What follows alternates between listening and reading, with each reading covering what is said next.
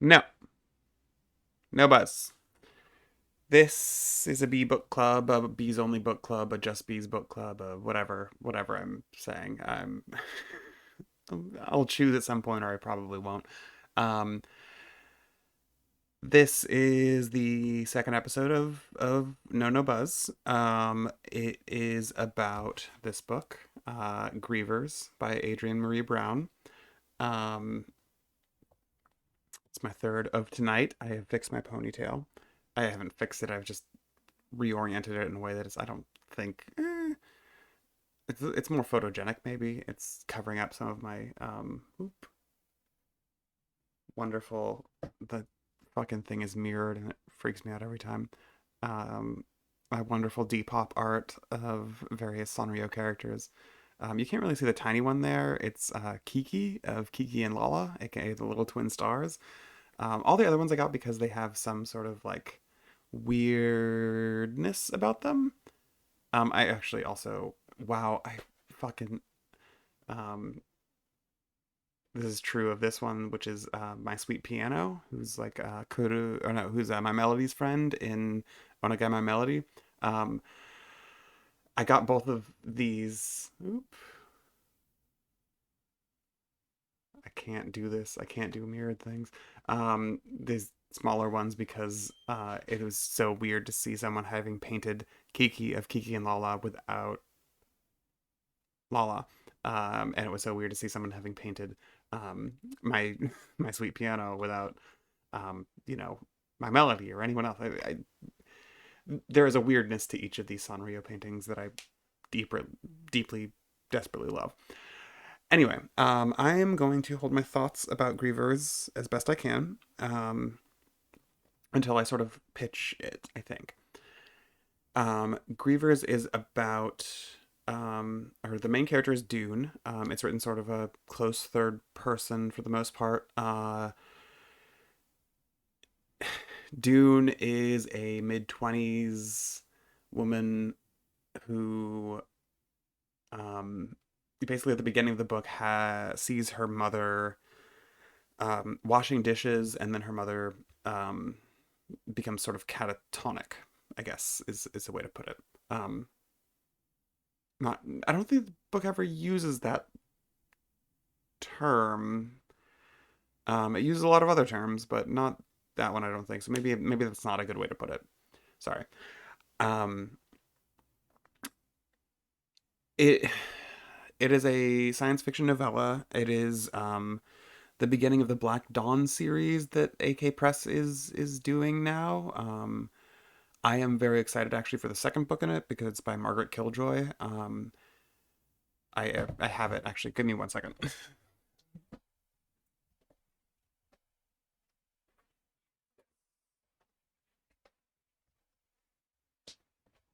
Looks very similar. A Country of Ghosts. These are both advanced reading copies because I asked for them because of the bookstore job I have.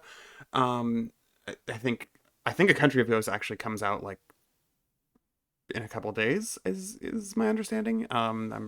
This is on the 30th of November of 2021. I'm really excited for that. I've read a couple of Margaret Killjoy's short stories, but I haven't read anything sort of longer by her. Yeah. Uh, anyway, this is the Grievers is the first in this series. It's AK Press's new science fiction sort of imprint. It's not an imprint; it's a series, but you know. Um, the pitch is interesting on the series. It's about sort of highlighting anarchist voices in science fiction in the legacy of Octavia Butler, which it makes sense, right? Adrienne Mary Brown is a Octavia Butler sort of scholar in some ways. I am criminally underread in Octavia Butler. I read oh god, I read Bloodchild, her collection of short stories, and I thought it was very, very, very good. Um, it was a while ago. But before that, I read um, the Patternist books. I think is the 5 book series. Um, yeah, right. Pattern Master series. The first thing I ever read by Octavia Butler was actually Clay's Arc, which is the fifth book in the Patternist series. It's like a prequel to all the others. It didn't. I remember basically nothing about it. It felt very decontextualized. It felt very.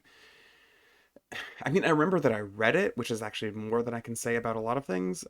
But I, all to say, I fucked up. I used to go to a bookstore and just buy a random book about by someone who I like kind of knew, or just a collection of stories from folks that seemed old and vaguely interesting. I did that with Clay's Arc, and that was not the move. And then I read Bloodchild, and it was great. And I, you know, desperately meaning to read Kindred and the Parables and the entire Patternist series and everything else. Anyway, yes, this Black Dawn series seems interesting, and I'm very curious. I mean, I would love to see River Solomon write something for it. I think. I would like to see sorry, Nino. Wow, Jesus Christ, Nino Cipri write something for it. I think. I don't know. We'll see. Um, so yeah, Dune's mother sort of is washing dishes and staring out the window and stops responding to stimulus. Um, about 2 weeks later, Dune's mother, Kana, passes. Kama? Fuck. Kama passes. Um, as she's passing, Dune cremates her. Not as she's passing. After she passes, Dune cremates her and misses a call from a doctor who's basically like, "Hey yo, uh, this might be your mom might be patient zero of a new plague sort of situation." The bulk of the book takes place after that. It is about how. That's not about how. It is a. It is Dune living through this plague that seems to only be striking black people in Detroit, where the symptoms seem to be they sort of freeze, they lose the will to live, they might mutter something over and over, but generally they die within a couple of weeks, whether or not they're on life insurance or not life insurance. Where they have life insurance is what I meant. Whether or not they are on life support. Um, that seems to extend things, but doesn't um, make it possible to survive this thing. It's a play that doesn't hit by any discernible means. It's not clear how it is um, transmitted. The book is sort of about Dune's process of grieving for her mother, who is like a radical um, community organizer sort of person. It's about how she hasn't quite grieved for her father, who is a um, you know was a man who her mother deeply loved and who passed a few years prior to the events of the book due to a bus accident, which is kind of a spoiler. Again, I'm not. In future, I'm just literally not going to talk about this. I hate spoilers. I hate spoiler culture. I think it's terrible. I think it robs people of the ability to talk interestingly about media objects. So, blanket spoiler warning from here on. I'm just not going to um, not spoil things if I feel the need to. In the same way, not I wouldn't talk about specific bits of prose or the way prose is constructed. That it is on the same level to me. It is not elevated. Um, So Dune sort of goes through the it doesn't go through the process. It goes the book is about that's maybe a better way to frame it. The book is about Dune's process of grieving for her mother, of grieving for her lost relationship that ends sort of near the beginning of the book, also, but after the passing and also before. Um, Grieving the loss of community that happens through both this plague and just the history of deindustrial Detroit and um, yeah, this book is a love letter to Detroit, as it says literally on the cover, um, which I take on faith, I guess. It is about Dune's sort of mapping of this plague, which people seem to be dying of grief, also basically, or PTSD is another thing that gets brought up. Um, yeah, it is a science fiction book written by a black queer author that deals with black queer Detroit specifically, and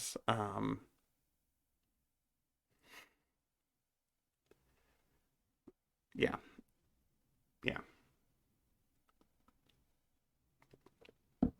I don't like this book. I don't.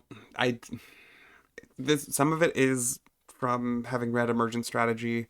Um, I didn't like that book. I think Adrienne Marie, I think Adrienne Marie Brown's very interested in writing for a very specific audience, which is people who have speaking tours at nonprofits. Um, and I don't think I necessarily even think I'm being fair, but it both of her books that I've read that way, and all of the people I've sold books to who are very excited about her work feel kind of that way. And that's not even fair because I know like a number of people who read Emergent Strategy a few years ago and like fell in love with it and found it very useful for their organizing that was like outside of the state. Um, but I don't fucking get it. Um, I really disliked his book. I like took a lot of notes on it. I don't I think the thing I think the thing I said is the thing I will say about how I feel about her politics. Um maybe I'll get in one other dig. In Emergent Strategy, she talks a lot about mushrooms, and it's the least interesting way I've ever heard anyone talk about mushrooms. Like literally, okay. Um Go read Mexican Gothic. It's got some cool mushrooms in it. Uh go read Go read The Mushroom at the End of the World by Anna Lowenhop Singh. Um, incredible, incredible dive into the specifics of matsutake mushrooms and how they are engaged in commodity in the commodity exchange in how they produce exchange value, how they produce use value, how they produce surplus value. Obviously, um, Mushroom at the End of the World is very good. Um, I think the thing I want to stick to here is just kind of talking about how badly I think this is written. Um, Not even necessarily from a political argument. Just a there were so many moments in this where I was just like, why are you describing this room? Why are you describing this room? This room doesn't matter. I get that you love your city. I get it. I love that. I genuinely the last episode of this thing that I'm making was about uh, the dead father, and I went off about Fritz Lieber's Our Lady of Darkness because that book is incredible about describing San Francisco. I love, I love when people give a shit about their city and really dive into it. I don't love. Um, let's. I kind of prepped this a little bit. I'm gonna flip to page 70 here. I guess this is my advanced reader copy, so I don't know how the pagination works for anywhere else. But I would like to talk a little bit about Dune as a character. I would like to talk a little bit about the point of view and how it works. Um, and I want to do that by reading a quick bit of this. Okay. She couldn't look at social media. Her notifications were full of people sending prayers and love to her or her family or to the city of Detroit. At some point, these trite condolences had replaced the act of grieving, of actually feeling a wave of sadness. Before a loss could make you gasp. Oh, sorry. Before a loss could make you gasp. Before it reached your heart. You were expected to have a coherent articulation for it, a way to say you knew something had happened and you had the right response. These meaningless words, combined with conspiracy theories, misguided cancellations, and misinformation, made it too nauseating to even log on. Okay, first point, or rather, first thing I wanted to talk about is Dune as a character. I wrote in the margins here, who is this character though? One of the first things we see Dune do is not give a fuck about social media, or rather, give kind of a an ambivalent fuck about social media. One of the first things that happens in this book is she has just broken up with her girlfriend, and she is looking to change her profile picture. And there's a big discursive moment in that from this narrator, who we'll get to, um, where it is like sort of made clear that Dune doesn't give a shit about social media. She feels sort of pressured into it by way of both her ex partner and by way of her standing in life as a young 20 something in near-ish future, maybe present, maybe alternate present kind of situation.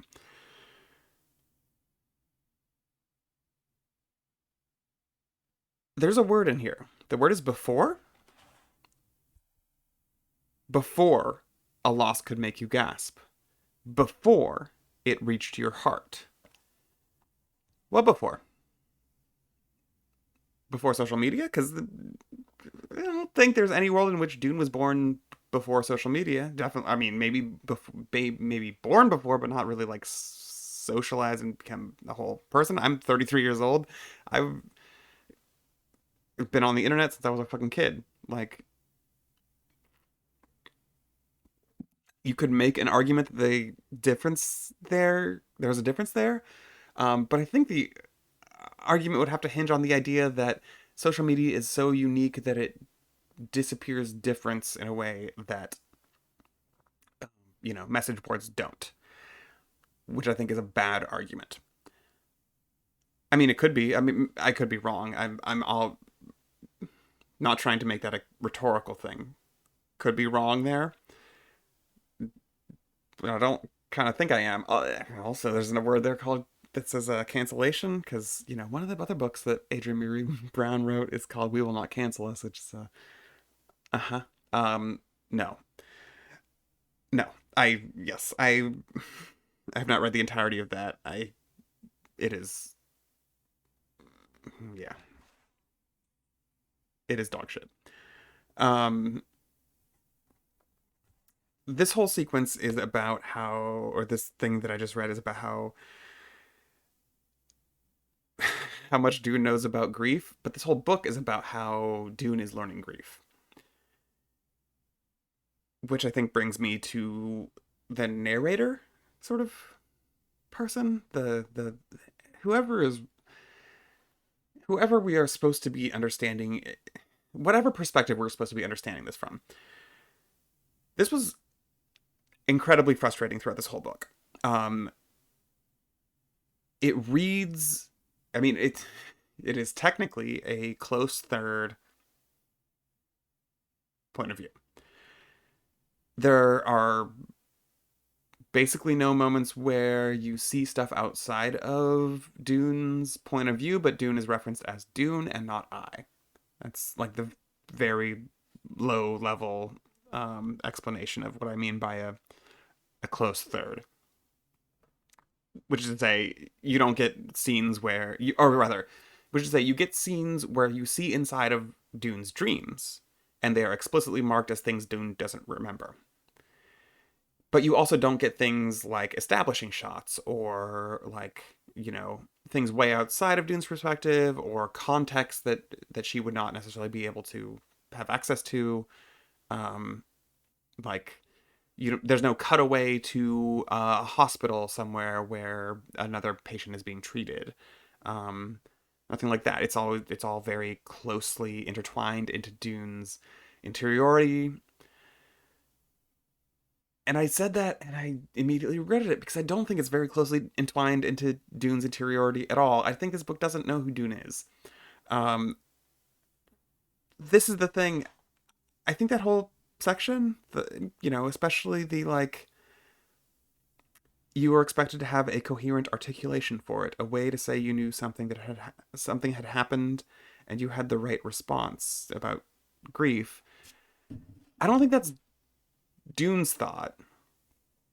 I don't think that's what this story thinks. I think that's what Adrienne Marie Brown feels like writing.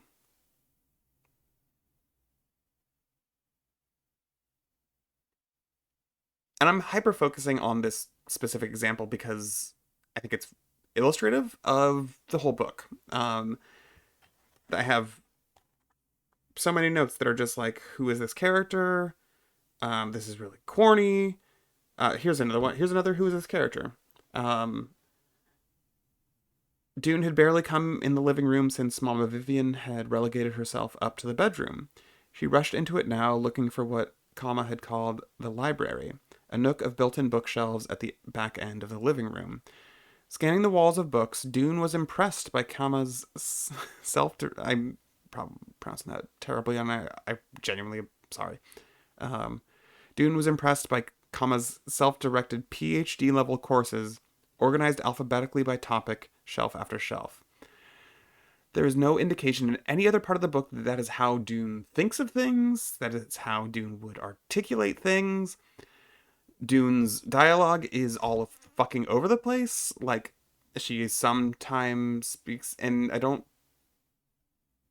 think this is like a code switching thing. Again, I could be wrong, but the ways she talks vary not by like the way a person would talk differently in different situations. They seem to vary by how much Adrienne Marie Brown wants to impart a lesson about a specific thing in any given situation.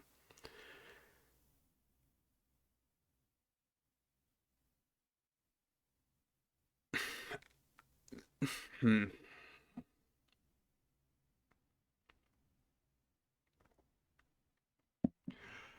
I try very hard not to be this person.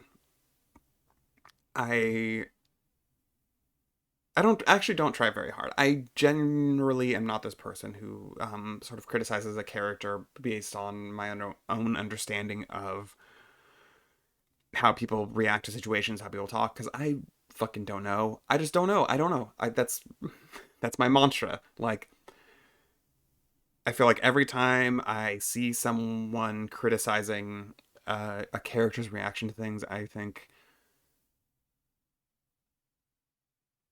who the fuck are you? You're not them. You don't know the highly particular things they have gone through, the traumas they have suffered, the ways that they have built up defense mechanisms, the way that they are currently building defense mechanisms, the way that they are interested in specific things and how that, you know, like the way that maybe they watched the movie Stalker by Andrei Tarkovsky and they took away like a way to look at people or something like that. Um, each of these little tiny things, and there are millions of them, builds each person into a whole person. And so I try to think about that more than I think about, like, the way to properly write a person that is compelling to me, because that's what that comes down to. So I'm not trying to criticize her writing of Dune. I think there's a lot that's also like very telling. Like, there was the bit about Mama Vivian. Mama Vivian is like Dune's paternal grandmother who has been like silent since her father died. Who was like an old Asian American activist in Detroit who has whatever. Um, Not talking about politics criticisms. Um, but like Dune becomes her primary caregiver after Kalma passes away, and she's literally like changing her diapers and like singing to this woman who hasn't talked in years, and that is a whole experience I do not have. I just simply don't have that experience at all, and that makes people act in different ways, both obvious and very, very not obvious, and that's fine. All to back away from the criticism of a character, because I'm just not interested in doing that. What I am interested in doing is talking about the way this writing doesn't make any fucking sense. No, it doesn't not make sense. Okay, the writing evens out, I think, in the like back third of this book. Um, I still don't like it, but it gets at least to a different place where it kind of feels like the world has it doesn't feel like the world has been established, because this is like the first part in a trilogy, apparently.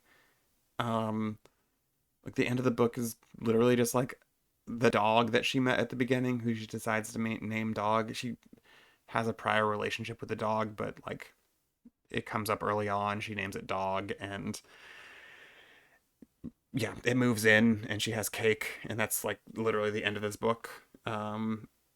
After she has spent a bunch of time mapping out the different deaths or the impact of this plague on people that she can see personally, and sort of archiving it in her basement, where her dad's project of archiving sort of gentrification over the course of Detroit's lifespan has lain sort of fallow since his death. Um, just like, I mean, Dune cremates like three people over the course of this. Again, some shit I don't got any experience with. I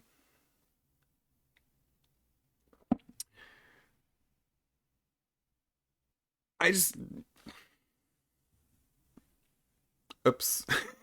It has been a half an hour, and I feel like this one is like not. I feel like last time it was like, oh, I probably dropped some threads that I was talking about, and I feel like I've dropped all of the threads that I'm talking about in this one.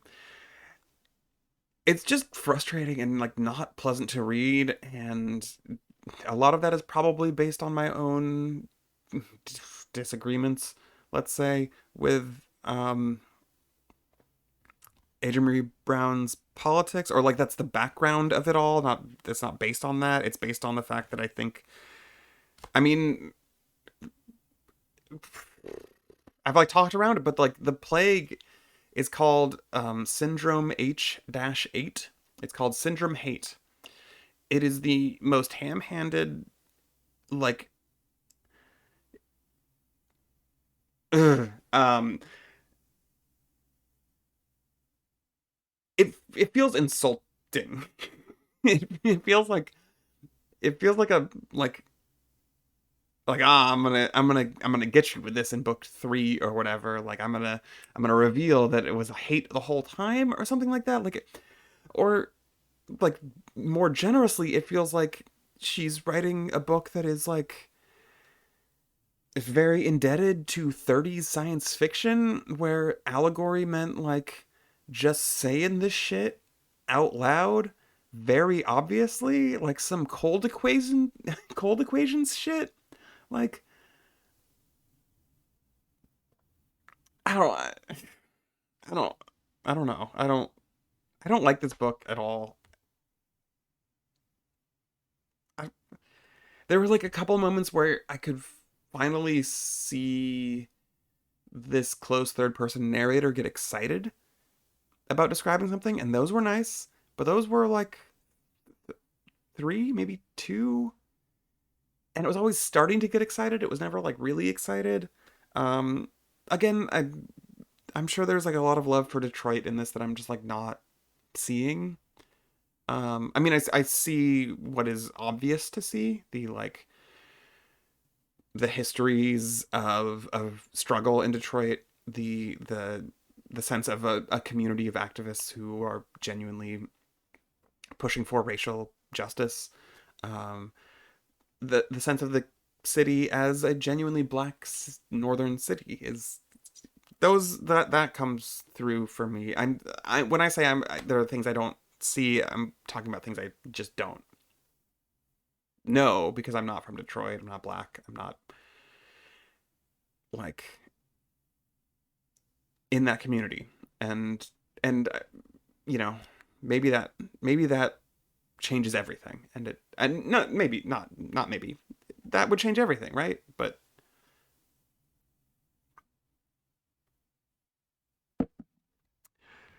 um, I mean the other petty moment I have, I guess, is like there are like six notes in here that are just me being like, you don't. There's no editor here.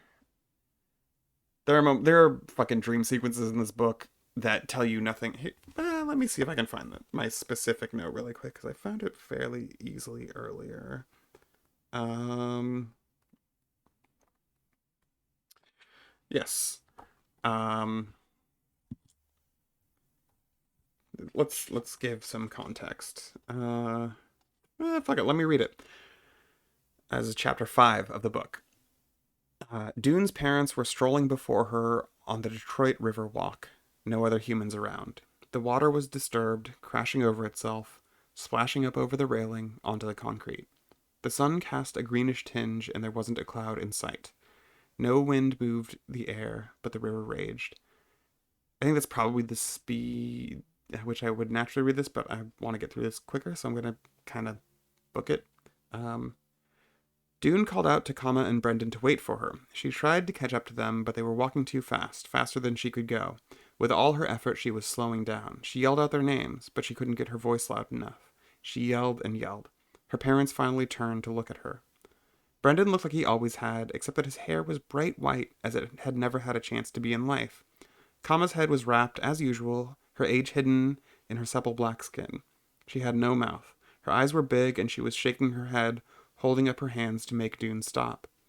The water crashed over the railing, a wave passing between her and her parents. When it cleared, they were gone. She ran to where they had been, looked over the river railing, screaming without a sound, trying to find them in the calming, tricky waves. That's that chapter. That's that dream sequence. Here's my note. And, like, castigate me, if you will.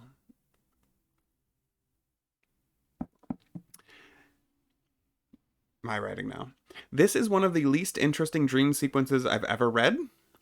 Visually uninteresting, adds nothing to our understanding of Dune's subconscious or grief or processing or anything as far as I can tell. Maybe it's more city love? I cannot imagine what editor would leave this chapter in unless this was a vanity project. There are so many moments in this that are just like, this has nothing. I sort of set up at the top, I think, unless that was in the one that I deleted because I started this and was saying Dune's name wrong. Um, there are so many fucking moments where she's just describing a room. It's just like, it's just like, and then I turned and looked at the clock on the table, which was covered in like taffeta or whatever. Like, there's so many just like long descriptions, not long, but like full paragraphs that are just like scene setting that don't matter even a little bit. Like, I get it when it's sort of her room early on and you're sort of establishing the space that they're going to be in. But there are moments like when she's like traveling the city, and I get the moments that are bigger, that are like she is going down this specific street because I read there, And I was at Fruitvale Bar when Fruitvale Bar got mentioned, and that fucked me up in a way that like really mattered. And I super get it, like describing like streets and giving a place a sense of place, or like doing like giving respect to the city that you're in or that you love. Love that part. The part where she's like describing the minutia of a room that she's going to be in for about up 2 paragraphs, maybe. Okay, let's be generous, for 2 pages. I don't need to know what time the clock was at. That's not actually an example, but like that's what it felt like a lot of the time, where it was just like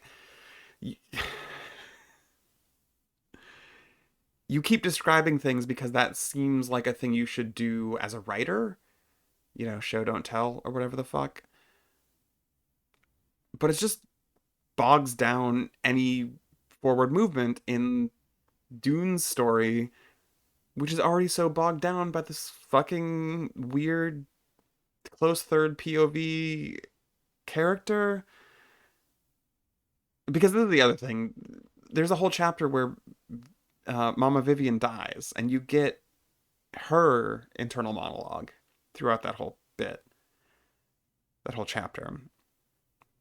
It's the first time that like the point of view shifts away from Dune, and it was, for me, it just felt like the most frustrating thing in the world. Like it was like when you see someone like setting up a joke way before they're even to the point where they're like about to make the joke. Like it yeah. It was frustrating to see that, because it was like you have not committed to a point of view so that you could get to this chapter. Whether or not that was how she wrote it, that's what it feels like to read it. And then that chapter, I'm gonna, I'm withholding my feelings about the Mama Vivian stuff for a number of reasons, but I don't think it worked at all. I don't think it worked. I don't think it like added to the story. I don't think it developed themes. I don't think it gave more context to the character. Like I don't. This is the fucked thing. I think Mama Vivian is weird, but like interesting, and I don't think it does her justice to like jump into her brain and like violate what little narrative control you are expressing by keeping it close to Dune. Because I think it just breaks the sense that you are reading as Dune. Because now, like, who the fuck, like, this narrator could be anybody. It's Yeah, but it's not. It's your favorite, you know, motivational speaker. Um, yeah, cool. I got 40 minutes now.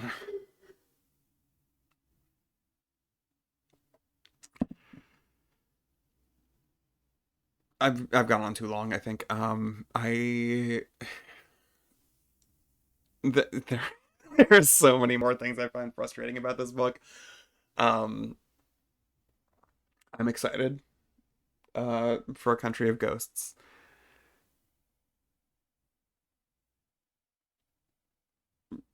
I'm fuck it. I might read part 2. Let's see. Let's see. I'm not above it.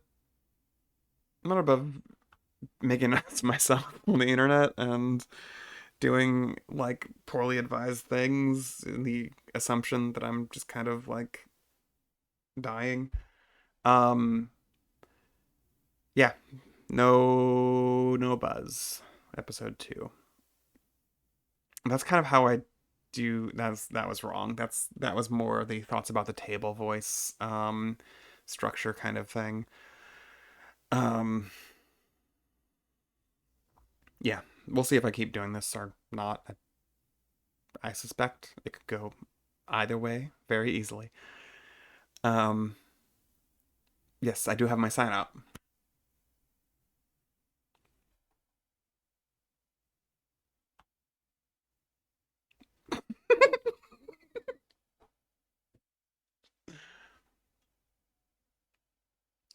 Thanks for not listening. Damn it. No, thanks for not watching.